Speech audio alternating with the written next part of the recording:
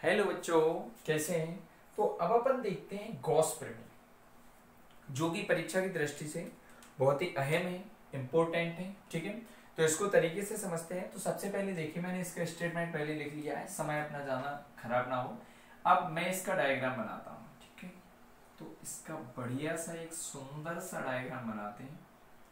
सुंदर बना लो यार, चाहे क्रूप बना लो, समझ आना चाहिए। ठीक है, ओके। तो देखते हैं इस डायग्राम की रूपरेखा।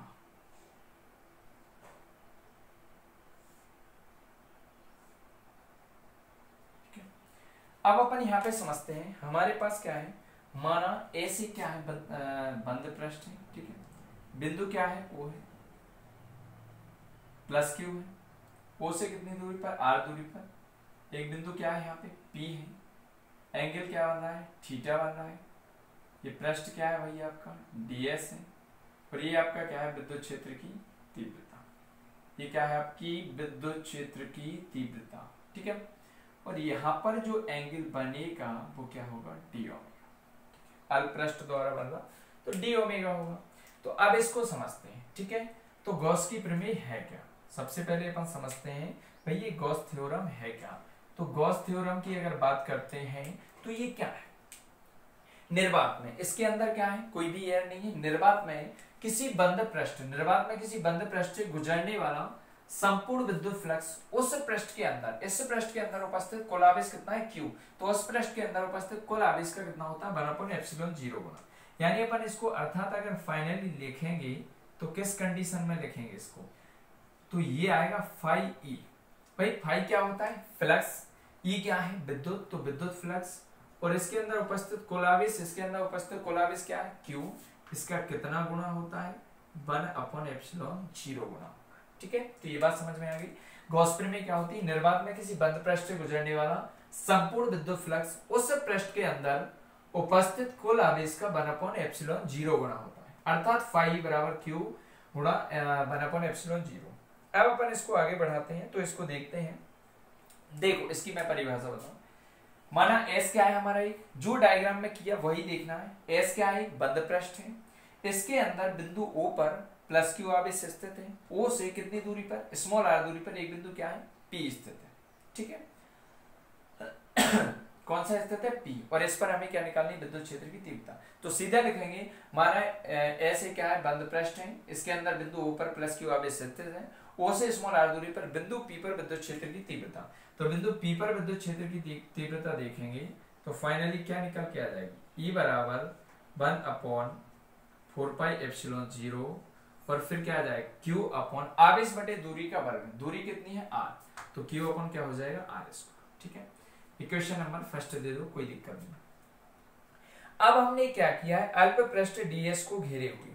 अब बिंदु P अल्प पृष्ठ, ये कैसा है, अल्प पृष्ठ ds को घेरे हुए कल्पना की। ठीक है, तो अब बिंदु P को घेरे हुए अल्प पृष्ठ ds की क्या की हमने, कल्पना। तो क्या करते हैं, यहाँ पे लिखेंगे अब किसको, बिंदु P को घेरे हुए अल्प पृष्ठ, किसकी, अल्प पृष्ठ ds की क्या की, कल्पना। ठीक है, अल्प पृष्ठ ds की कल्पना की, तब ds से, तब अल्प पृष्ठ किससे, ds से गुजरने वाला विद्युत फ्लक्स,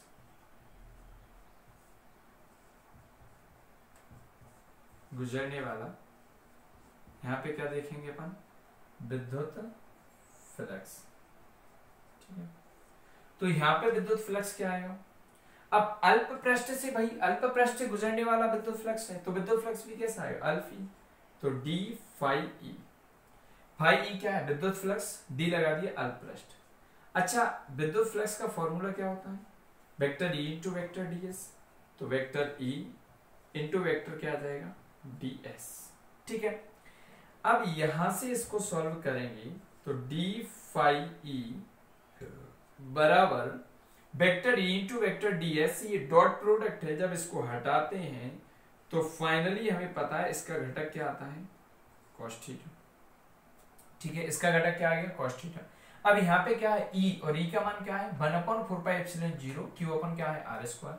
तो अपन क्या करेंगे e का यहाँ पे क्या करने पर समीकरण 1 से e का मान रखने पर, ठीक है, और जाना कुछ नहीं करना है। तो यहाँ पे जब e का मान रखेंगे तो d फाई e बराबर क्या आ जाएगा, e की जगह 1/4πε0 और उसके बाद क्या आ जाएगा q अपॉन कितना आ जाएगा r स्क्वायर, और यहाँ पे क्या आ जाएगा ds cos थीटा। ठीक है, अब अपन इसको ऐसा भी लिख सकते हैं बढ़िया तरीके से कि d फाई e बराबर, ये q को इधर लिख सकते हैं q अपॉन 4πε0 और ये आ जाएगा ds, यहाँ पे रख देंगे ds cos थीटा बटे r स्क्वायर। ठीक है, अब ये ds cos theta upon r क्या होता है, देखिएगा ds ये आपका पृष्ठ था, r डिस्टेंस थी, cos थीटा इसका घटा आ गया, तो ये इसकी पूरी वजह से यहाँ पे घनकोण क्या बन रहा है d ओमेगा, तो ये इसका मान हो जाएगा। ठीक है, तो यहाँ पे क्या आ जाएगा, यहाँ पे हम लिख देंगे d फाई e बराबर q अपॉन 4πε0, मगर यहाँ क्या आ जाएगा d omega. Equation number second, जहां d ओमेगा क्या है, अब इसको आपको लिखना पड़ेगा, जहां d ओमेगा क्या है, जहां d ओमेगा बराबर किसका मान है भाई ds cos थीटा अपन क्या है r स्क्वायर, और ये क्या है पृष्ठ ds द्वारा, पृष्ठ किसके द्वारा ds द्वारा बिंदु O पर बनाया गया घनकोण, O पर बनाया गया क्या है ये घनकोण है। ठीक है, तो ये क्या है अपना, जहां d ओमेगा बराबर ds cos थीटा अपन क्या है r स्क्वायर, पृष्ठ ds द्वारा बिंदु O पर बनाया गया क्या है घनकोण है। ये बात फाइनली आपको समझ में है। ठीक है, अब अपन ने अभी सिर्फ अल्प पृष्ठ ds द्वारा बिंदु O पर अल्प पृष्ठ ds से गुजरने वाला क्या निकाला है विद्युत फ्लक्स। अब निकालते हैं अपन कैसे, बंद पृष्ठ s से, तो अब क्या निकालेंगे, बंद पृष्ठ s से गुजरने वाला संपूर्ण विद्युत फ्लक्स, क्या निकालेंगे संपूर्ण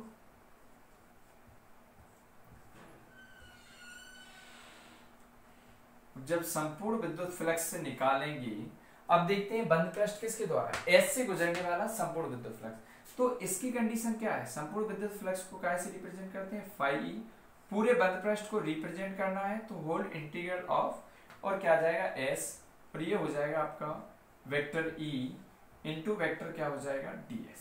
ठीक है, vector E into vector ds whole integral S आपके बंद पृष्ठ को रिप्रेजेंट करना है। ठीक है, अब इसकी जगह मुझे ये बताइए vector E into vector ds को जब सॉल्व किया था तो क्या निकल के आया, q अपन 4πε0 और d ओमेगा, डायरेक्ट इसको लिख देंगे फाई e बराबर इंटीग्रल ऑफ s, और यहाँ पे लिख देंगे q अपॉन 4πε0 और क्या आ जाएगा d ओमेगा, या हम इसको ऐसा लिख सकते हैं फाई e बराबर, इसको इस तरफ ले लेंगे कांस्टेंट है सब, क्या आ जाएगा q upon 4πε0 integral of s, और क्या आ जाएगा d ओमेगा। अब ये क्या होता है, ये इसके द्वारा बनाए गए ठोस कोण का इसका मान होता है 4π। ठीक है, तो यहां पे लिखेंगे परंतु संपूर्ण बंद पृष्ठ द्वारा पृष्ठ के अंदर संपूर्ण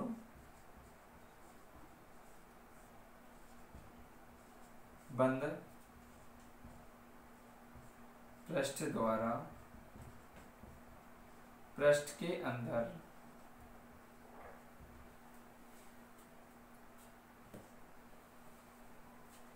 अंदर बनाया गया ठोस कोण,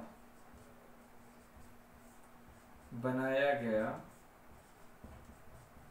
ठोस कोण कितना होता है 4 पाई होता है। कितना होता है? 4 पाई होता है। जब ये 4 पाई होता है तो इसकी जगह क्या लिख देंगे? परंतु क्या आ जाएगा? सिंपल सी कहानी, इंटीग्रल एस और डी ओमेगा बराबर कितना आ जाएगा? 4 पाई। जब इसका मान 4 पाई होता है तो यहाँ इसलिए क्या आ जाएगा? यहाँ पे मान रखेंगे तो क्या आ जाएगा? फाई ई बराबर क्यू अपॉन 4 पाई एप्सिलॉन 0 और यहाँ पे कितना आ जाएगा? 4 पाई। क्योंकि भाई इसका मान कितना है? 4 पाई। 4 पाई से 4 पाई क्या हो जाएगा? कैंसिल। तो फाई ई बराबर कितना बचेगा? Q upon epsilon 0। यही हमारी क्या है? गॉस प्रमेय। ठीक है। अगर के माध्यम का परावैद्युतांक और है तो हम इसको लिख सकते हैं फाई ई बराबर क्यू अपॉन के एप्सिलॉन 0। ठीक है। तो ये हमारी क्या है? गॉस प्रमेय, जो कि कैसी है? बहुत ही सिंपल है और ये एग्जाम में पूछी जाती है। मतलब एक साल छोड़ के एक साल बार बार ये रिपीट होती है, बहुत ही इंपॉर्टेंट है। इसको बढ़िया तरीके से कंप्लीटली कर लेना। ठीक है। ओके, चलो अगला देखते हैं। गॉस के नियम की सहायता से कूलाम के नियम की व्युत्पत्ति। कौन सा क्वेश्चन? गॉस के नियम की सहायता से कूलाम के नियम की व्युत्पत्ति। चलिए तो इसको फिनिश करते हैं।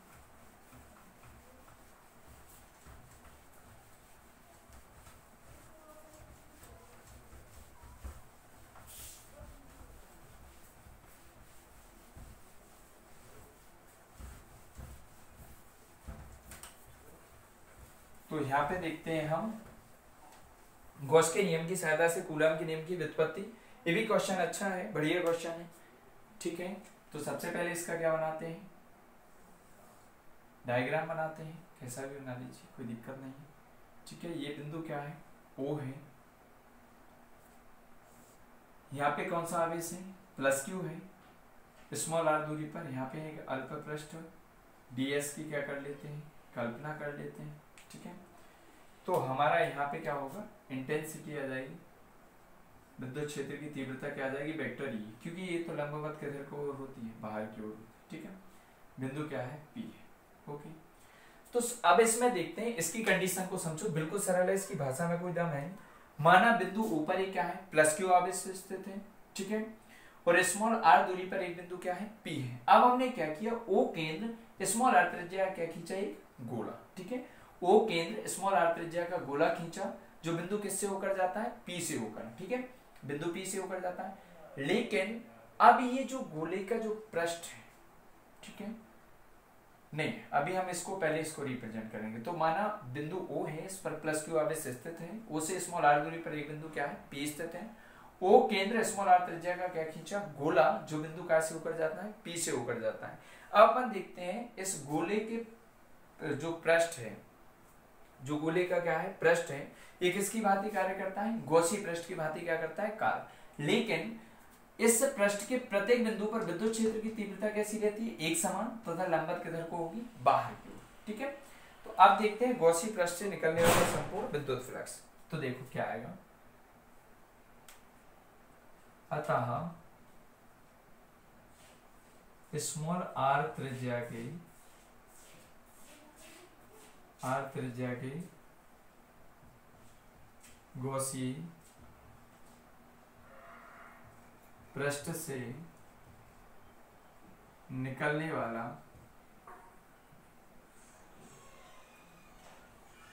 संपूर्ण विद्युत फ्लक्स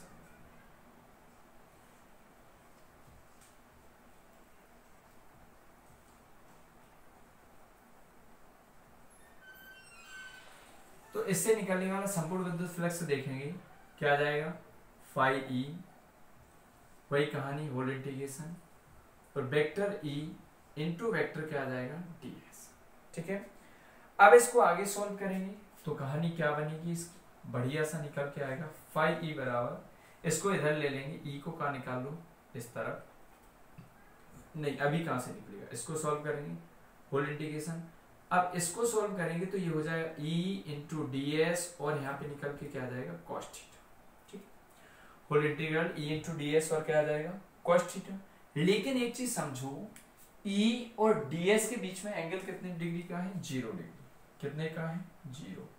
तो फाई ई बराबर होल इंटीग्रल ऑफ तो यहाँ पे क्या आ जाएगा E इंटू डी एस, और कॉस कितना हो जाएगा 0। अब कॉस 0 का मान कितना होता है 1 होता है। जब cos 0 का मान 1 होता है तो फाई ई बराबर क्या आ जाएगा अपना होल इंटीग्रल ई और इंटू क्या बचेगा ds, क्योंकि cos 0 का मान कितना होता है 1, तो 1 का यही रहेगा। अब इसको सॉल्व करेंगे तो फाई ई बराबर ई को ले लेंगे बाहर, होल इंटीग्रल और क्या आ जाएगा ds। अब होल इंटीग्रल ds गॉसीय पृष्ठ का क्या है संपूर्ण क्षेत्रफल, ठीक है। तो अपन जानते हैं परंतु होल इंटीग्रल ds बराबर क्या है 4 पाई आर स्क्वायर, क्या है गॉसीय पृष्ठ का संपूर्ण क्षेत्रफल। गॉसीय पृष्ठ का क्या है संपूर्ण क्या है भाई ये क्षेत्रफल है, ठीक है। तो ये क्या है गॉसीय पृष्ठ का संपूर्ण क्षेत्रफल है, इसलिए यहां पे क्या रखेंगे फाई ई बराबर ई जहां की तहां और इसकी जगह क्या आ जाएगा 4 pi R square, equation number first.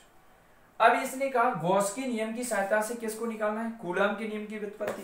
भाई गॉस के नियम की सहायता से निकालना है कूलम के नियम की व्युत्पत्ति, तो किससे देखेंगे गॉस प्रमेय से, गॉस प्रमेय से। और गॉस प्रमेय मैंने आपको अभी समझाई है। गॉस प्रमेय क्या है फाई ई बराबर Q upon epsilon 0, equation number कौन सी हो गई सेकंड। अब फाई फाई बराबर है तो समीकरण 1 व 2 से लेंगे तो ये इसके क्या आ जाएगा बराबर। तो समीकरण फर्स्ट व काय से लेंगे सेकंड से। जब समीकरण 1 व 2 से लेंगे तो कितना हो जाएगा यहां पे लिख देता हूं E into 4 pi R square बराबर क्या आ जाएगा Q अपॉन एप्सिलॉन 0, ठीक है। अब इसको सॉल्व करेंगे तो ये आएगा E रहेगा आपका जहां की तहां, ये आ जाएगा बट्टे में, तो Q upon 4 pi epsilon 0 R square ये आ जाएगा, क्योंकि ये पूरा का चला जाएगा बट्टे में, तो E बराबर Q upon 4 pi epsilon 0 R square, ठीक है, कोई दिक्कत नहीं। अब आपको कूलम का नियम निकालना है, तो कूलम का नियम दो बिंदु आवेशों के लिए क्या होता है सब। यहाँ पे एक बिंदु आवेश है तो बिंदु P पर परीक्षण आवेश Q0 की क्या कर लेंगे कल्पना। तो अब क्या करेंगे, अब बिंदु P पर एक परीक्षण आवेश Q0 की क्या करते हैं कल्पना करते हैं। जब कल्पना करते हैं तो प्लस Q इस पे बल लगाएगा, तो प्लस Q आवेश के कारण Q0 पर लगने वाला क्या आ जाएगा बल। और बल का फॉर्मूला क्या होता है आवेश गुणा तीव्रता, तो F बराबर कितना आ जाएगा Q0E, कितना आ जाएगा F बराबर Q0E। अब E का मान ये है तो यहाँ पे मान रखेंगे F बराबर Q0 इंटू क्या आ जाएगा Q अपॉन क्या आ जाएगा 4 पाई एप्सिलॉन 0 आर स्क्वायर। इसको सिस्टमैटिक लिखेंगे F बराबर 1 upon 4 pi epsilon 0 Q into Q0 upon क्या आ जाएगा R square, equation number third. तो यही गॉस के नियम से कूलम के नियम की व्युत्पत्ति, यही हमारा क्या आ गया कूलम का नियम। तो ये आपको समझ में आ गया, कहीं कोई दिक्कत है नहीं। फाइनल डायग्राम बनाना है, ये गॉसीय पृष्ठ की भांति कार्य करता है, तो स्मॉल r त्रिज्या की गॉसीय पृष्ठ से निकलने वाला संपूर्ण विद्युत फ्लक्स ये समझ में आ गया होगा। क्या रहता है कि यहाँ पे अगर Q0 मान लेंगे तो ये इस पे क्या लगेगा बल, तो प्लस Q आवेश के कारण Q0 पर लगने वाला बल F बराबर बल का फॉर्मूला होता है आवेश गुणा तीव्रता। तो हमने सिर्फ कुछ नहीं किया, ये E है इस मान को रख दिया, सिस्टमैटिक रख दिया 1/4πε0 into Q into Q0 upon R square.